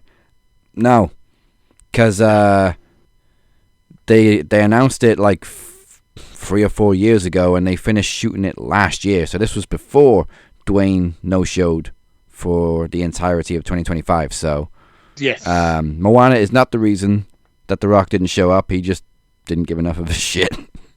I think Smashing Machine was the reason he didn't show up. Yeah. It wasn't so much that he didn't give a shit. He was just busy, and they didn't take that into account. And then Smashing Machine didn't really do massively well either. Even though the reviews were great, I haven't seen it myself yet. But same. the reviews were great for it. Rock's acting was massively praised for it, but it didn't do that well. However, don't be shitting on Moana. Don't ever shit on Moana. Never. And I get it. It's only been 10 years, but let's face it, Dwayne's not getting any younger. No. And who else is going to play Maui? Nobody that big. AI. AI, baby. That's who. All right, so I think that's it for the Bell End board. Let's put some points on the good board. It is time for the Bruv board. Bruv.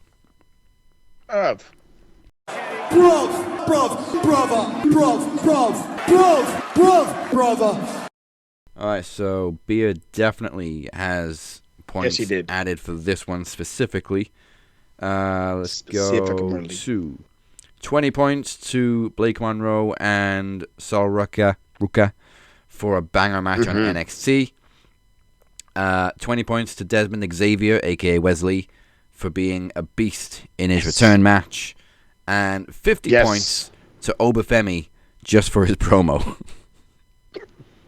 Because Obafemi's getting better and better by the fucking week. This guy looks in tremendous shape. He looks a stud. Yeah. This guy is awesome. I hope he's one of the NXT guys at Saturday Night's main event. Please and thank you. All right, let me add those in. Who you got? I'm giving points to Mark Briscoe. I think his little back and forth with Kyle Fletcher in the back was to me, I thought was really cool. He was telling him, I don't need your family. I represent my family every time I come to the ring, and this and this. He was very just like stuck in his ground, stuck in his ways. I love it. I love when Mark Briscoe's on. Just 20 points for him. I want to give. God, who do I want to give points to? For Maxine Dupree. Yes. Maxine Dupree, easy 25 for her. Congrats on winning the IC belt. Perfect little measuring stick for you. Again, need to give her a quality run. Yes. Need to give her a quality run. Make something more out of her. She's good now. Remember where we were with Lyra Valkyria? Remember where we were with Stephanie Valkyria? Remember where we were with all these ladies where we started here and then you gave them a belt and they went here? It's time to do the same. It's time to do the same. Who else gets fucking points this week? There was somebody else. Oh, my God. Oh my God! Who the fuck else? No, not him. I can't believe I'm actually doing this. 20 points to the returning Dolph Ziggler. Yes. I don't know why I popped so fucking hard for this nerd, but I did. So everybody else did. I popped so hard. He's not on there as Nick Nemeth. I thought we might have given him some points already. I that was the thing that got me. As I'm watching Raw, and then like I'm watching the show, I was like, all right, well, who's gonna be who? Like, what fucking weird mystery? And then I was like, if you did Matt Cardona, what other cool shit? So my brain started going crazy, but it started going with like AEW guys rather than TNA. And then when I thought about it, I was like, oh, fucking Nemeth. I didn't even think of Nick Nemeth. And then here he comes, Dolph Ziggler, and everybody loves Dolph Ziggler, but for some reason nobody likes Nick Nemeth. I don't fucking get it. It's great though. And for the same reason, I'm going to drop points on Matt Cardona, a.k.a. Zack Ryder, who also made his one-off return in the Cena tournament. Also got a big pop. Yeah, he did. But yeah, I think they probably should have... I get that they use their old names for nostalgia, but like NXT is literally working with TNA now, so people do know him as Nick Nemeth, and everybody knows Zack Ryder as Matt Cardona. Because he's just skyrocketed. I hate to break it to you, Matt Cardona might be more known than Zack Ryder. Yeah. He didn't even do the woo woo woo anymore. It was just woo, woo, woo. Yep. Ooh, I'll give him 20 points too. So we already did Maxine Dupree. I guess points to AJ Lee for finally returning again. We haven't seen her since WrestlePalooza. And she didn't even do anything. She just walked down to the ring and it was enough to distract Becky. So 20 points. Distraction works, baby. Let's see. Rey Mysterio. Like we mentioned earlier, just so in shape. Didn't miss a beat in that 6-man tag, was just flying around the ring like a 50-year-old has no business doing. So no. 50 points to Rey Mysterio. No business doing this, fam. But I ain't mad at you. Oh, God. I think I got one more if you got somebody. I'm really trying to think, was there anybody else that was on my fucking list of points to give? Dynamite fucking... No. Oh! Shelton Benjamin. Yeah. The BBC. I want to give 30 points to Shelton Benjamin. Really good match. I forgot who we have against whom. But I bring it up because as we're watching this show, I'm over here constantly having to remember that Shelton Benjamin is not only 50 years old, has not only been in this business forever, is not only fucking athletic as holy shit, but he's also like 6'2". And he's fucking gigantic. And they're all like, he's on 280-something pounds. And he's fucking massive. But being massive, being older, being bigger, being just what is it? The measuring stick of excellence or whatever the fuck he's called. I love it. Shelton Benjamin gets 30. All right. Okay, so for mine, I really, really hate that I'm doing this, but I can't deny it. If there's one positive thing I can say about Mercedes Moné right now, Oi. It's that she knows how to troll. And Oh, yeah. she, for all of her faults, she is great at trolling, at pissing us off on social media during this run. So, like, everybody came out of the women's war games showing off their wounds, blood, cuts, scrapes, bruises, all this and that. And everybody criticized Mercedes for taking minimal bumps, doing very little in the war games. Bare mini. And then took one big bump at the end, and it wasn't even that big of a bump. It was like 10 feet through a table. Yep. So everybody's showing off their war wounds, and then she goes on X, and there's like, I broke a nail.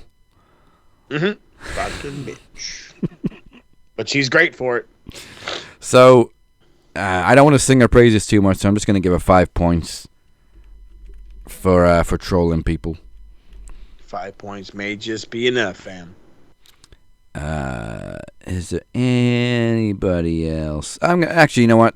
20 points to Tatum Paxley, because dropping that title after 24 days is bullshit. Bullshit. Yeah, that works for me. I like that. And then finally, the weekly points to Mommy, to Rhea Ripley, because, well, one, for just being Mommy, because we have to give her points every week. Yep. But the face mask is working. She's looking really badass.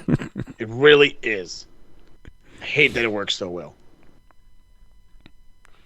I mean, I'll be glad when it comes off, but she still looks badass with it. So 20 points. And I think that's it for this week. I think that's it myself. Yeah, I think we're good, man. I think we covered all the bases. All right, thank you for joining us. We appreciate you all as always. But before we close this up, let's find out what's in store for the TSK this week with Click Talk.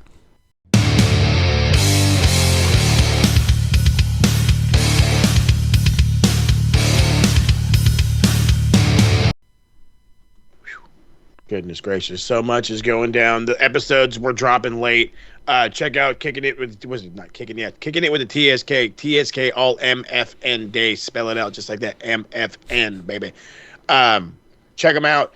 There's consistent episodes dropping. You're going to see older, like Smart Mark Radio episodes, older TSK episodes, some retro rewinds every now and again. In the Now Mix will be dropping the Halloween Havoc episode that should have dropped about almost a fucking month ago at this point, featuring the Demoness. Is also going to be, I want to say, WrestlePalooza, and I want to All Out, I believe, as well. So you got 3 episodes for the TSK dropping in the entirety of the whole system, if you will. So they're not going to be overly plugged, but they will be in the system. Go check out the page. And the boys are already talking about trying to get Full Gear handled as well. I've already got all the fun stuff for that one. I don't have an excuse to make that one late, so that one should drop preferably the Sunday evening, the day after the show. Worst case, it'll be a Monday. Listen, for y'all, something to help get you ready for the Thanksgiving weekend, at least for the Americans. And then on the footy side, that has been one of those things where I have been literally finding more and more things to talk about as we go on. So I have overpacked my damn self, and episodes for that we're going to start dropping so fast and furious. It's not even going to be funny. Make sure you are following SMR pod. What do I have? Was it the Max Football Pod? Oh my God, I can't fuck that a whole up. Max Football Pod is on the YouTube, youtube.com/Max Football Podcast. Go check it out. So many episodes are going to drop with that. I have a full analysis and review of some moves that San Diego FC made. Signed 2 players permanently we bought their loan. I will explain to the Americans what the fuck that means, because trust me, I had to figure it out my damn self. So we're going to talk about that. We're going to talk about what is going on with the injuries. We have 2 of our major players out. One of them is out with an illness. The other one looks like a hamstring injury. And yes, even though it was a precautionary takeoff from an international game, there's a strong possibility we may not see one of our star players play in the very important upcoming playoff match against who we got. Fucking Vancouver. I want to say, is it Vancouver? Yeah, no, not Vancouver. I forget who we got. And that one's not going to be fun. It's not going to be easy. It's going to be a tough one. It's on a Monday. We win that one. We take on the winner of Vancouver and LAFC. Could see Sonny in the semifinal or I should say in the final. So that could be a tough one. So there again, there's a whole lot coming from San Diego FC. I do want to get some Spurs rants off my chest. That's happening. Beer wants to be a part of it as well. And then, of course, we have some stuff from Corey talking about Charlotte. And with the transfer window opening in a little about 6 weeks out, we will be looking at that as well. So much. A crazy amount of stuff is coming on. I want to make it a thing. We really want to have 2026 rolling with consistency with the TSK, with the Footy Pod, and of course right here on the Max Wrestling. And the only way to follow all this consistency and all these fun channels is following us on all the fun socials. Follow us on the evil Twitter machine, Max Wrestling UK, Captain 512, SMR Podnet, Max Football Pod. And, of course, check out the beautifully done website where you can find all these links, a whole bunch more, the place to vote, and even just a cool place to kick it, maxwrestlingnet.wwe.com. And do not forget to hit the subscribe button, follow button right here on Facebook, Twitter, Instagram, TikTok, everywhere you can find us. Facebook is where the voting goes down. You've only got 24 hours to do it. You got to be a part of it. Make sure you're watching after Max so you can figure out what Corey's got to say. Make sure you're hitting the website to do your voting, and make sure you are a part of the family for all the craziness that we have coming your way in 2026. Do it now. That is it for now. We will see you this Tuesday for night 1 of Promo Series 10 Endgame, and then of course night 2 on Thursday. There's trivia, there's promos, there's new champions being crowned, and of course major announcements for 2026. Don't miss it, and don't forget to vote. Like Mo said, you've only got 24 hours after this show to vote for this week's 3 last matches in the tournament. Goodbye, mwah, and good night. Bang! It's Tuesday, isn't it?